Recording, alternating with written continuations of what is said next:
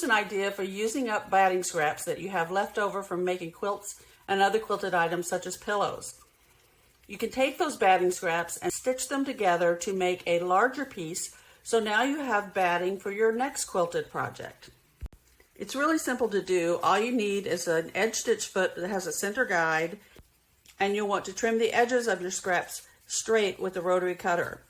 You're going to place one piece of batting on each side of the center guide, which keeps the batting pieces from overlapping. And then you'll stitch the pieces together using a running stitch. This is a great way to have nice flat seams that have no bulk to them. Just continue adding batting pieces to the work until you get a piece of batting that will fit your project. Once you've stitched enough batting together, you'll want to trim the edges to the size you need for your project and give it a nice press to flatten everything out.